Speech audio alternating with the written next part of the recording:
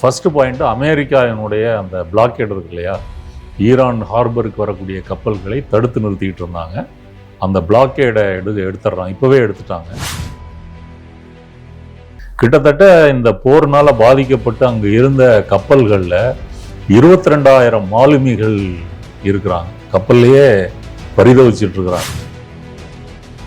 ஈரானுடைய சொத்துக்கள் வெளிநாட்டில் முடக்கப்பட்டிருக்குது அமெரிக்காவுடைய சாங்ஷன் காரணமாக. பெட்ரோல் டீசலை எல்லாம் இவர்கள் குறைப்பதற்கு வாய்ப்பு இல்லை. இனிமே ஆயில் ஃப்ரீயா ஃப்ளோ ஆகும் இப்படின்னு ட்ரம்ப் சொல்றாரு. ஆனா உண்மையிலேயே ஈரான் வைத்த டிமாண்ட் தான் இப்ப ஏற்றுக்கொள்ளப்பட்டிருக்கு. 28 லட்சம் கோடியா சார்?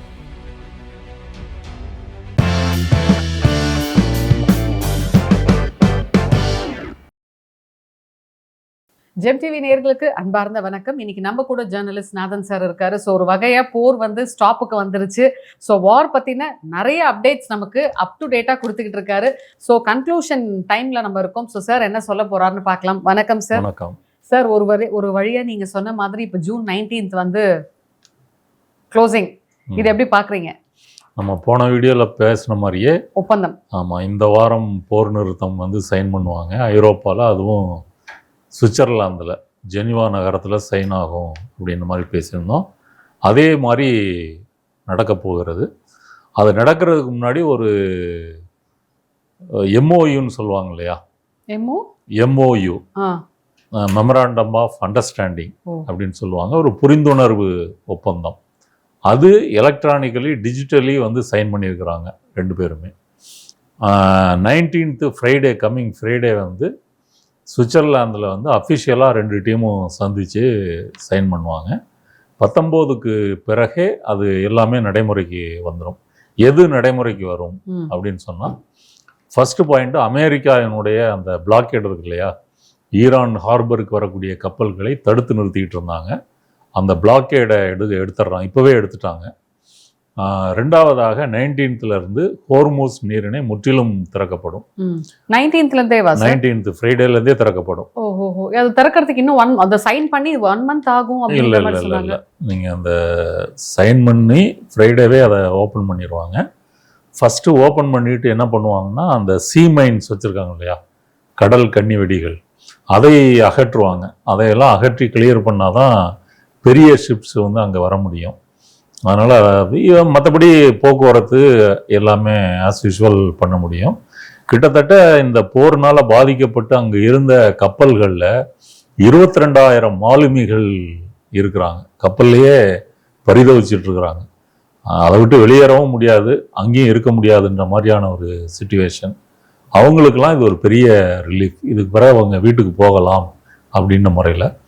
இதில் ஒரு சோகமாக இந்தியாவை சேர்ந்த ஒரு 3 மாலுமிகள் அமெரிக்காவினுடைய அட்டாக்னால இறந்து போனாங்க ஒரு 4-5 நாள் முன்னாடி. இன்னொருத்தர் கப்பல்லையே உடம்பு சரியில்லாமல் நம்ம தமிழ்நாடு தூத்துக்குடியை சேர்ந்த ஒரு மாலுமி, அவர் இறந்து போயிருக்காரு. அவர் 36 வயசு தான் இருக்குது. அவர் மனைவி 2 குழந்தைங்கள்லாம் தூத்துக்குடியில் இருக்கிறாங்க. அவங்களுக்கெல்லாம் இப்போ அவருடைய பாடி ஓமனில் இருக்குது. இப்போ இந்த போர் இதெல்லாம் முடிந்த பிறகு இதற்கான அடுத்த கட்ட நடவடிக்கைகள் என்பது எடுக்க முடியும். அதனால் ஹோர்முஸ் கடல் பகுதி திறந்துருவாங்க. அடுத்ததாக ஈரான் சொல்கிறது என்ன, லெபனான் உள்ளிட்டு எங்கேயுமே மோதல் இருக்கக்கூடாது அப்படின்றதும். இது 3 தான் வரக்கூடிய வெள்ளிக்கிழமை கையெழுத்தாகின்றதில் முக்கியமான சரத்துக்கள். அதுக்கு பிறகு ஒரு 60 நாள் டைமில் அணுசக்தியை பற்றி என்ன செய்ய முடியும், இதையெல்லாம் பேச இருக்கிறாங்க. அடுத்ததாக ஈரானுடைய சொத்துக்கள் வெளிநாட்டில் முடக்கப்பட்டிருக்குது அமெரிக்காவுடைய சாங்ஷன் காரணமாக.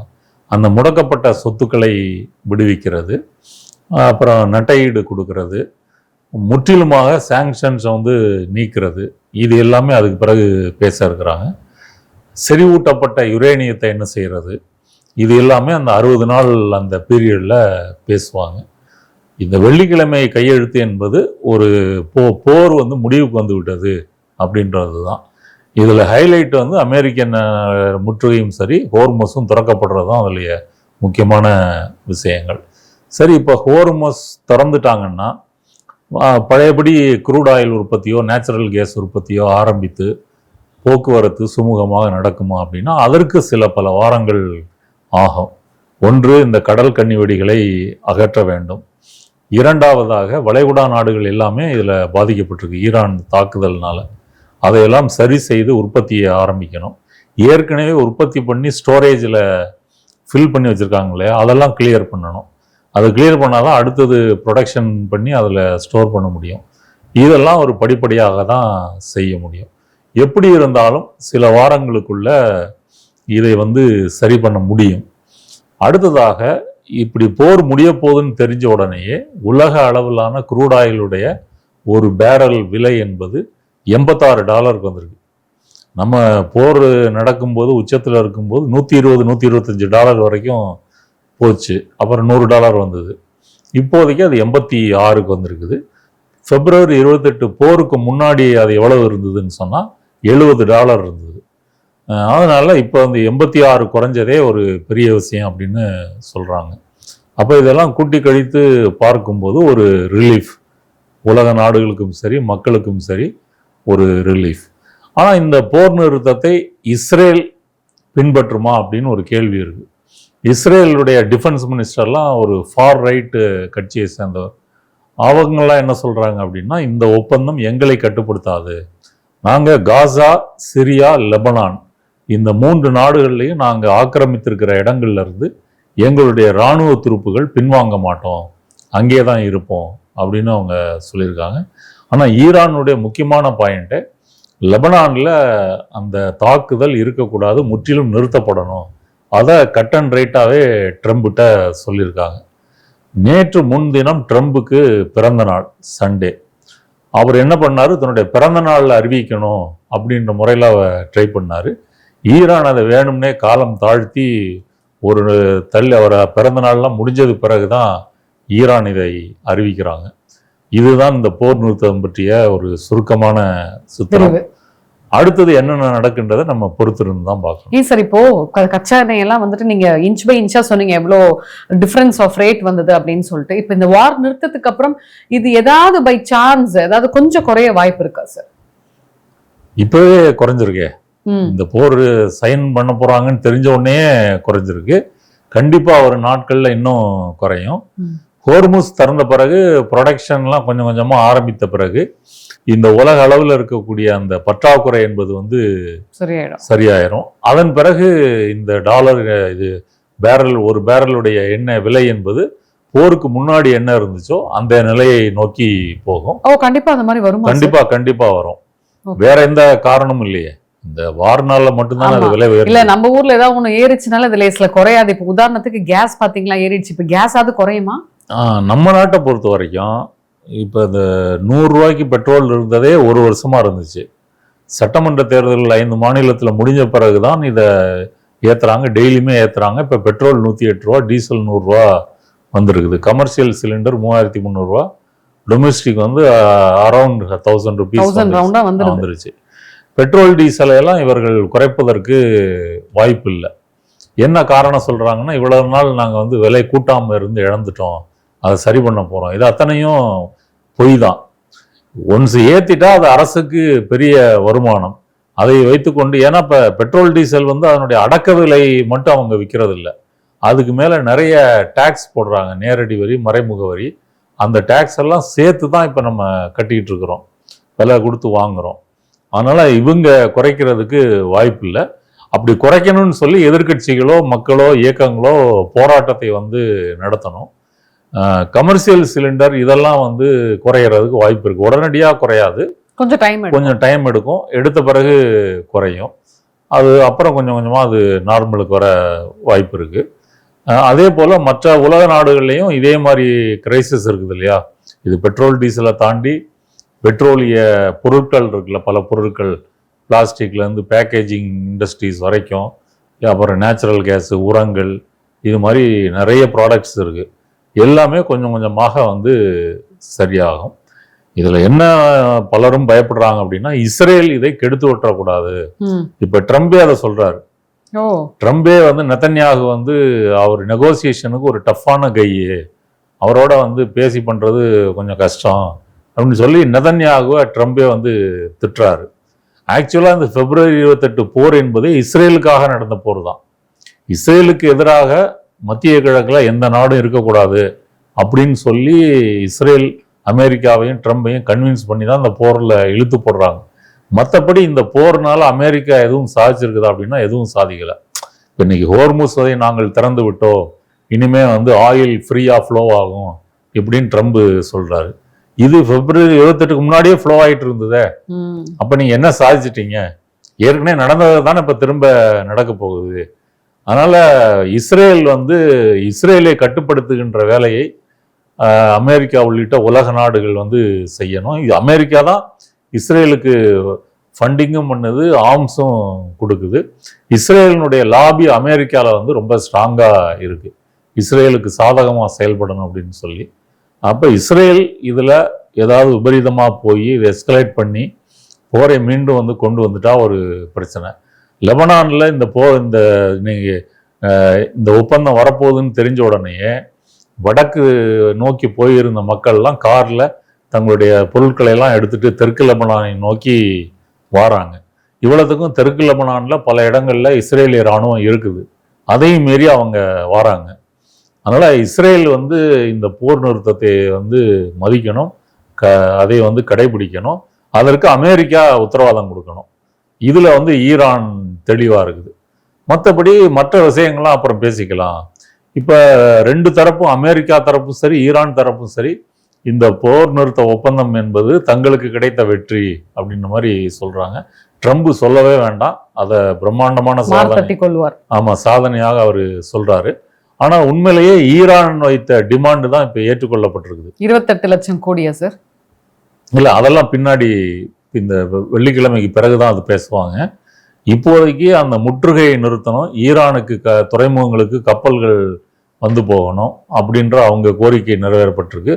லெபனான் உள்ளிட்டு எங்கேயுமே தாக்குதல் இருக்கக்கூடாது அப்படின்றது அது அமெரிக்கா ஏற்றுக்கிட்டு இருக்கு. அதன் பிறகு மூணாவதாக ஹோர்முஸ்.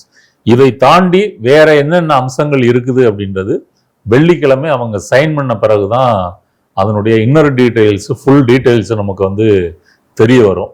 இப்போதைக்கு போர் என்பது ஒரு முடிவுக்கு வந்திருக்கு அப்படின்றதே ஒரு நல்ல விஷயம். யோசிச்சு பாருங்க, மத்திய கிழக்கை பொறுத்த வரைக்கும் அங்கே Iran, Iraq, Syria, Lebanon, Palestine, Gaza, West Bank, இந்த மாதிரி அப்புறம் வந்து ஹூத்திஸ் இருக்கக்கூடிய ஏமன், இப்படி பல நாடுகள் வந்து போர் சூழலையே வாழ்ந்துட்டு இருக்காங்க. காசால கிட்டத்தட்ட 72,000க்கும் மேற்பட்ட மக்கள் கொல்லப்பட்டிருக்கிறாங்க. லெபனானில் 3,500க்கு மேலே, ஈரானில் 3,000க்கு மேலே, சிரியா ஈராக்லேயும் பல பேர் இறந்துருக்காங்க. அப்போ ஈரானுக்கு ஆதரவான குழுக்கள் வந்து ஈராக்கில் இருக்கிறாங்க, லெபனானில் இருக்கிறாங்க, ஏமனில் ஹூத்திஸ் இருக்கிறாங்க. இவங்க எல்லாருமே ஈரானுக்கு சப்போர்ட்டாக சண்டைக்கு வந்திருக்காங்க. அப்போ இந்த போர்ச்சூழல் என்பது வந்து அந்த பகுதி மக்களுக்கு வந்து நம்ம ஒரு ஆக்ஷன் காட்சிகளாக பார்க்குறோம். அந்த மக்களை பொறுத்த வரைக்கும் அவங்க வாழ்வு வந்து சீர்குலைக்கப்படுது. இப்போ தெற்கு லெபனானில் பல வீடுகள் எல்லாம், குடியிருப்புகள், கிராமங்கள், நகரங்கள் தோறும் இஸ்ரேல் வந்து தரைமட்டமாக்கிறது. இப்போ மக்கள் திரும்ப வந்தால் கூட அந்த வீட்டெல்லாம் எப்படி கட்ட முடியும்? கட்டிட்டு நார்மலாக எப்படி வாழ முடியும்? அதே போல் ஈரான்லேயும் வந்து பள்ளிக்கூடங்கள், பல்கலைக்கழகங்கள், ஆராய்ச்சி கூடங்கள் இது எல்லாமே தாக்கப்பட்டிருக்குது. அப்போ அதெல்லாம் சரி செய்வதற்கு என்பது மிகுந்த காலம் எடுக்கும். ஈரான் மக்களை பொறுத்தவரை என்ன சொல்கிறாங்கன்னா, ஏற்கனவே பொருளாதார தடைகள்னால நாங்கள் வந்து சிரமப்பட்டுக்கிட்டு தான் இருக்கிறோம். அப்படி இருக்கும்போது இந்த போர் நிறுத்தம் எங்களுக்கு ஒரு பெரிய ரிலீஃபை கொண்டு வந்துடாது. ஏன்னா ஏற்கனவே நீ தடை போட்டு எதுவும் செய்யக்கூடாதுன்னு வச்சிருக்கிற. அப்படி இருக்கும்போது இப்போ போர் அப்படின்றது நின்று போச்சு, அவ்வளோதானே. இனி வந்து அமெரிக்காவோ இஸ்ரேலை தாக்காது அப்படின்றத தாண்டி எங்களுக்கு என்ன? அப்போ இதெல்லாம் வந்து வர இருக்கின்ற நாட்களில் இந்த பொருளாதார தடையெல்லாம் நீக்கினாதான் ஈரான் மற்ற நாடுகள் மாதிரி வணிகம் செய்ய முடியும், பொருட்களை ஏற்றுமதி இறக்குமதி செய்ய முடியும். இப்போ இறக்குமதியெல்லாம் செய்ய முடியாத காரணத்தினாலேயே சயின்ஸு, மெடிசன், அப்புறம் வந்து விமானத்துறை, இது எல்லாமே அவங்களுக்கு பாதிப்பு. இப்படி பல பிரச்சனைகள் இருக்கு. இது அவங்களுடைய கருத்து. அதனால அதுக்கு பிறகு வந்து இதெல்லாம் வந்து சரியாகணும். இன்னொரு வாதம் என்ன முன்வைக்கிறாங்கன்னா, இன்னைக்கு அமெரிக்கா நினைக்கக்கூடிய இதே விஷயங்கள் 2015 ஒபாமா இருக்கும்போது பேச்சுவார்த்தை நடந்து ஈரான் எல்லாமே நிறைவேற்றி கொடுத்துருக்குது. என்னுடைய அணு ஆலைகளை நீங்கள் நேரடியாக சோதனை செய்யலாம். இன்டர்நேஷ்னல் அட்டாமிக் எனர்ஜி ஏஜென்சி இருக்காங்க இல்லையா, சர்வதேச அணுசக்தி முகமை, அதிலிருந்து அதிகாரிகள் வந்து சோதனையிடலாம், சிசிடிவி வச்சுக்கலாம், நாங்கள் எவ்வளவு செறிவூட்டுறோம் அப்படின்றத கண்காணிக்கலாம். இது எல்லாமே முன்னாடி இருந்தது. அப்போ ஒபாமா காலத்தில் இருந்த அந்த ஒரு சுமூகத்தன்மையை கெடுத்தது வந்து ட்ரம்ப் தான். ஏன்னா ஒபாமாவுக்கு பிறகு ட்ரம்ப் தான் அதிபராக வராரு ஃபர்ஸ்ட் டேர்மில். அவர் வந்த பிறகே இந்த பேச்சுவார்த்தையிலேருந்து ஒரு தரப்பா அமெரிக்காவை விலக்கி கொள்றாரு. அதுக்கு பிறகு தான் ஈரானுக்கும் அமெரிக்காவுக்கும் இந்த மோதல் என்பது வந்து அதிகமாகுது. அதனால் இப்போ 2015 நடந்த அதே விஷயங்களை தான் இப்போ ட்ரம்ப் வந்து அதுக்கு வந்திருக்காரு அப்படின்னு சொல்லலாம். முன்னாடியே விட்டுருந்தா அவங்க நினைச்சதெல்லாம் ஈரான் செஞ்சு கொடுத்துருக்கும். அப்போ இந்த போருக்கு காரணம் இஸ்ரேல், ஒரு நீண்ட கால காரணம் அமெரிக்கா. இப்போ இந்த போரின் சுமையை யார் சுமக்கிறாங்கன்னா உலகம் இருக்கக்கூடிய ஏழை நாடுகள் சுமக்கிறாங்க. அமெரிக்காவை பொறுத்தவரை அமெரிக்காவினுடைய மக்கள் பணம் இந்த போரில் செலவழிக்கப்பட்டிருக்குது. இதனால ஆயுதங்கள் தயாரிக்கக்கூடிய அந்த நிறுவனங்களுக்கு பெரிய லாபம். மற்றபடி அங்கேயும் பெட்ரோல் டீசல் விலை உயர்வு. இந்த போர் நிறுத்தம் என்பது அவர்களுக்கும் ஒரு மகிழ்ச்சியை கொண்டு வந்திருக்கு. விரைவிலே நம்ம பெட்ரோல் டீசல் விலை குறையும் அப்படின்னு அந்த மக்கள் நம்புறாங்க. ஓகே சார், நன்றி சார். நன்றி.